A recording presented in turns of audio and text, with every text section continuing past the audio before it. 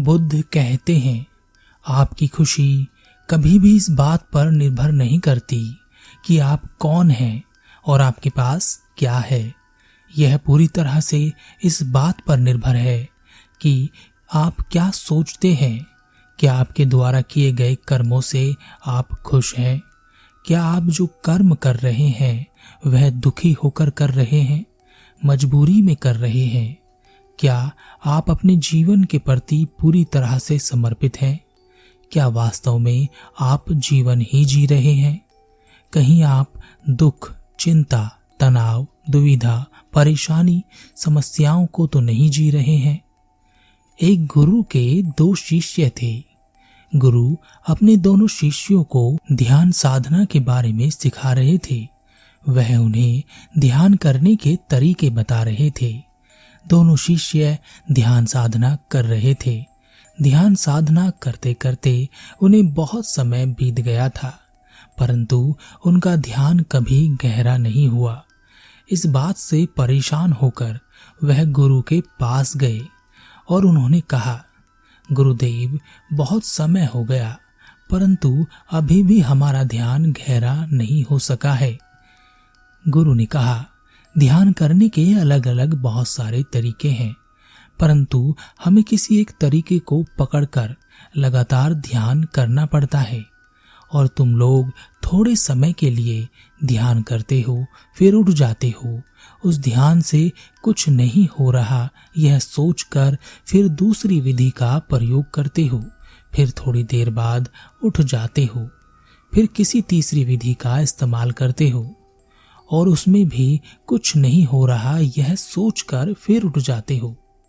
ध्यान रहे, इस दुनिया में कुछ भी काम करने के लिए परिश्रम आवश्यक है। बिना परिश्रम के कुछ नहीं होता, परंतु परिश्रम में अगर निरंतरता ना हो तो तुम्हारे द्वारा किया गया कठिन परिश्रम भी बेकार हो जाता है। इसलिए परिश्रम के साथ निरंतरता को बनाए रखें। अब दोनों शिष्य बहुत समय तक लगातार ध्यान करते रहते। इस प्रकार दोनों शिष्यों को ध्यान साधना में कुछ उन्नति मिली। उनका ध्यान थोड़ा गहरा हुआ, परंतु वह वहीं रुक गए। बहुत कोशिश करने पर भी उनका ध्यान और अधिक गहरा नहीं हो रहा था। वह गुरु के पास फिर से पहुंचे और उन्होंने गुरु से कहा, गुरुदेव, आपने जैसा कहा था, हम अपने ध्यान में निरंतरता रखे हुए हैं। अब हम एक ही विधि से लगातार ध्यान कर रहे हैं। उससे हमारा ध्यान थोड़ा बहुत गहरा हुआ है, परंतु हम बहुत गहराई में नहीं जा पा रहे। गुरु ने कहा, कठिन परिश्रम आवश्यक है, परिश्रम में निरंतरता भी आवश्यक है, परंतु हर मनुष्य अलग है और उसकी क्षमता भी अलग है। इसलिए हमेशा दूसरों के कहे अनुसार कार्य नहीं करना चाहिए। उस कार्य में अपनी बुद्धि का इस्तेमाल करना चाहिए। नहीं तो तुम हमेशा कठिन परिश्रम करोगे, निरंतर परिश्रम करोगे, पर सफलता बहुत धीरे धीरे करके तुम्हारे पास आएगी और हो सकता है कभी पूरी सफलता ना मिले। गुरु की बात समझकर दोनों शिष्य फिर से ध्यान करने के लिए तत्पर हुए। पहले शिष्य ने वह जैसे पहले ध्यान कर रहा था वैसे ही ध्यान आरंभ किया। उसने बाहर से कोई बदलाव नहीं किया। उसके लिए ध्यान करने की वह स्थिति आरामदायक थी। जबकि जो दूसरा शिष्य था उसने सोचा कि हम इतना लंबा ध्यान एकांत और शांति प्राप्त करने के लिए करते हैं, तो क्यों ना ऐसी जगह ध्यान किया जाए जहाँ एकांत भी हो और शांति भी, और साथ ही वैराग्य भी जाग जाए। वैराग्य जागने से मनुष्य के मन का भटकाव कम हो जाता है या रुक जाता है। इसके लिए वह दूसरा शिष्य रात में शमशान पहुंचा। वहां चिताएं जल रही थी। वहां कोई नहीं था, बिल्कुल सन्नाटा था। इतना सन्नाटा कि खुद की सांसों की आवाज साफ सुनाई दे रही थी। भीतर का डर पूरी तरह से उसके ऊपर वहां प्रकट हो रहा था। फिर भी अपने डर को काबू करते हुए वह शिष्य आधी रात को वहां ध्यान करने बैठ गया। शुरू शुरू में डर की वजह से उसका ध्यान भटका, परंतु फिर उसके डर ने ही उसे ध्यान में उतरने में सहायता की। वह जितना डरता उतना ही अकेला हो जाता, उतना ही वर्तमान में उतर जाता। तुमने देखा, जब तुम डर जाते हो तब तुम ना भविष्य की सोचते हो ना ही भूतकाल की, बस वर्तमान पर तुम्हारी नजर होती है। तुम्हारे आसपास क्या हो रहा है तुम बहुत चौकन्ने होकर देखते रहते हो। अब वह पूरे दिन अपने काम करता, आराम करता और रात को सिर्फ 2 घंटे के लिए ध्यान करने शमशान जाता, जबकि पहला वाला शिष्य पूरा पूरा दिन ध्यान में लगा रहता। एक दिन दूसरे शिष्य ने पहले शिष्य से कहा, तुम क्या पूरे पूरे दिन ध्यान में लगे रहते हो? मेरी तरह ध्यान करा करो, 2 घंटे में ही ध्यान की गहराइयों में उतर जाओगे। वह दूसरा शिष्य पहले वाले को अपने साथ शमशान ले गया। दूसरा शिष्य तो आराम से वहां ध्यान में बैठ गया, परंतु पहला शिष्य वहां बेचैन होने लगा।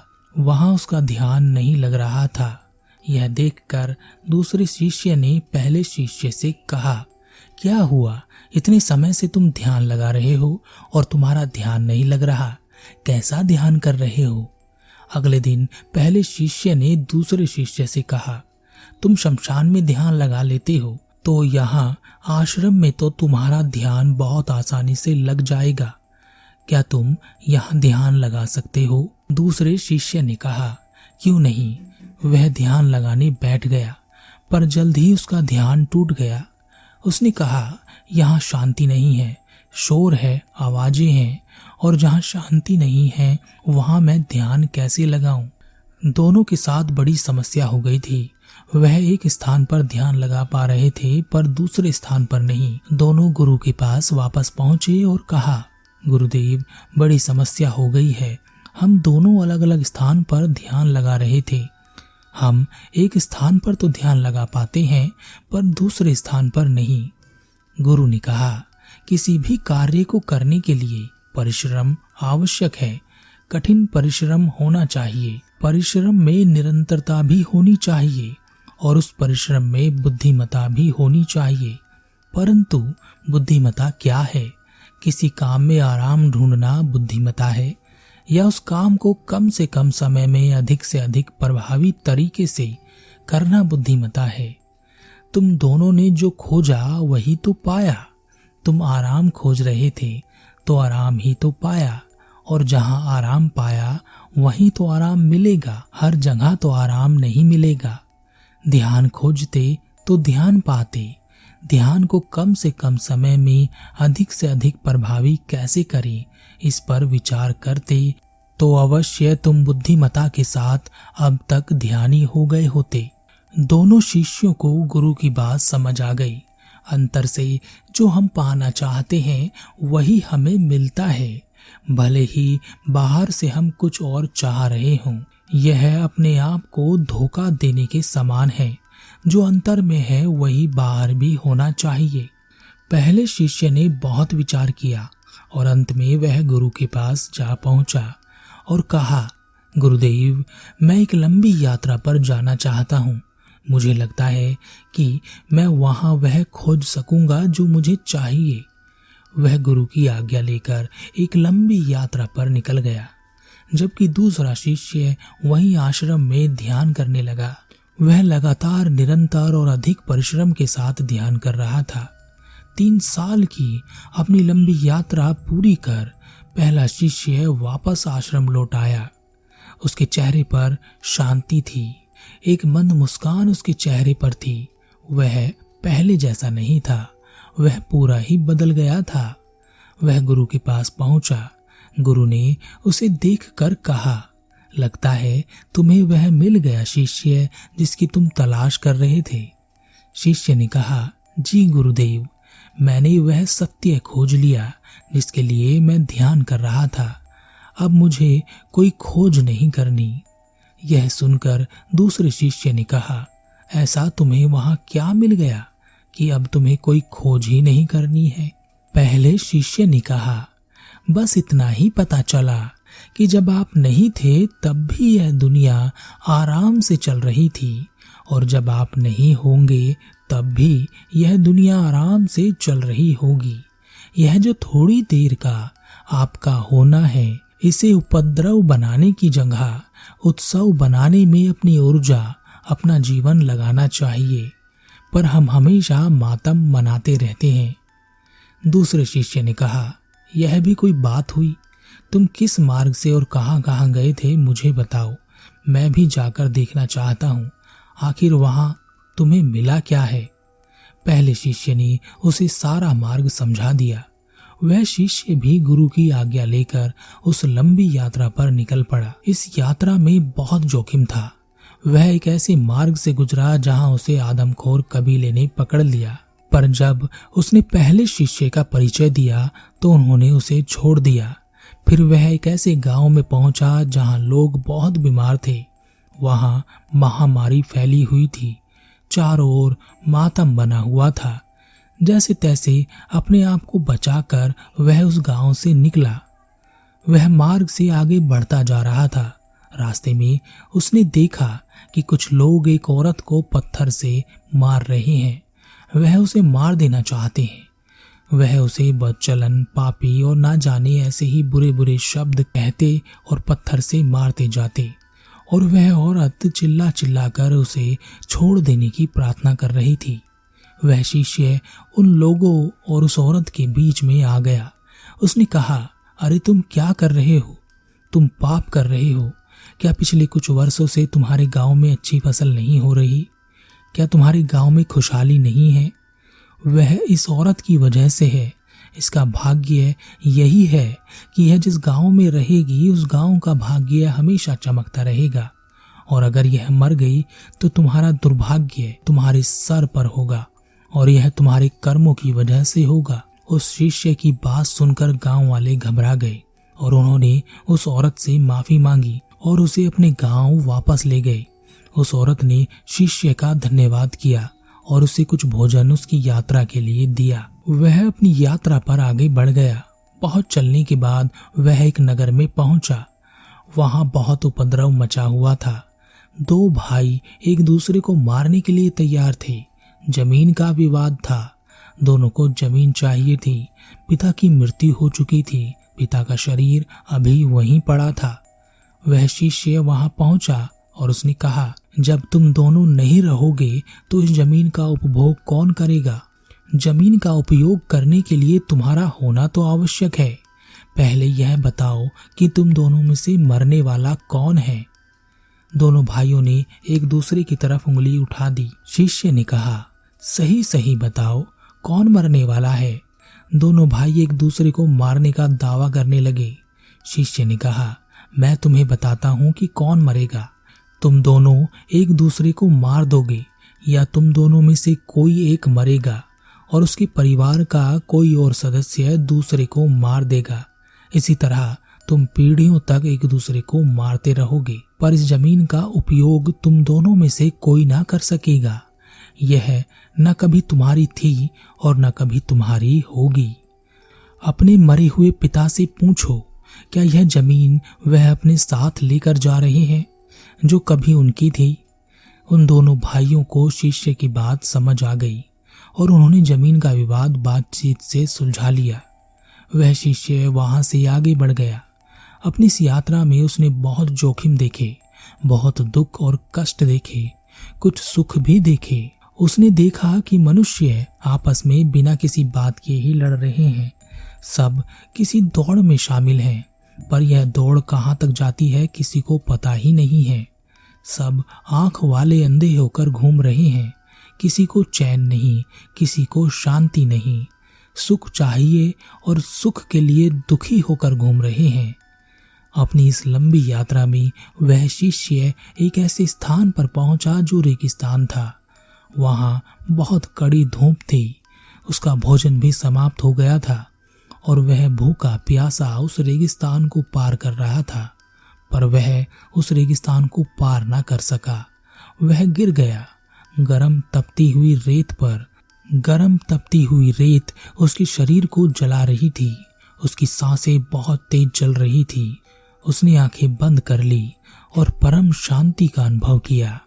उसे समझ में आ गया कि अब वह मरने वाला है। उसने सोचा कि उसने जीवन भर क्या पाया, इधर उधर की भाग दौड़, इससे लेना है उसे देना है, सांसारिक जीवन, सन्यासी जीवन, ऐसा ज्ञान वैसा ज्ञान, ध्यान, साधना और न जाने क्या क्या। कितना उत्पात मचाया, उपद्रव किया, सब कुछ किया, पर कभी अपने होने का एहसास नहीं किया, कभी जीवन का एहसास नहीं किया। यह जीवन सुखदायी है, पर इसे दुखदायी हम खुद बनाते हैं। वह शिष्य धीरे धीरे अपनी मृत्यु को अपनी ओर आते हुए देख रहा था। उसकी आंखों से धुंधला धुंधला सा नजर आ रहा था। उसने देखा कि मौत उसे लेने आई है और उसने भी अपनी बाहें उसकी ओर बढ़ा दी। तभी उसके मुख में पानी की एक धारा गिरी। पानी पीते ही जैसे उसमें जान आ गई। उसने देखा कि उसके सामने उसका गुरु भाई, वह पहला शिष्य खड़ा था। उसने पानी पिया, भोजन खाया और कहा, बड़े भाई तुम यहाँ कैसे? पहले शिष्य ने कहा, तुम्हारी यात्रा में मैं तुम्हारे पीछे ही था। मैं जानता था यह यात्रा इतनी आसान नहीं है। दोनों गुरु भाई वापस आश्रम आ गए। वह गुरु के समक्ष उपस्थित हुए। गुरु ने दूसरे शिष्य से पूछा, तुम्हें क्या मिला? दूसरे शिष्य ने कहा, गुरुदेव जीवन एक उत्सव है, यह बहुत कीमती है।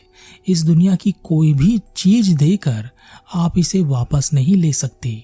इसे मातम की तरह जीने वाले लोग वास्तव में नर्क में जीते हैं। गुरु ने कहा, परिस्थितियां हमेशा चुनौतीपूर्ण ही रहती हैं, परंतु यह उनके लिए चुनौतीपूर्ण नहीं रहती जो अपने भीतर परिवर्तन करते हैं।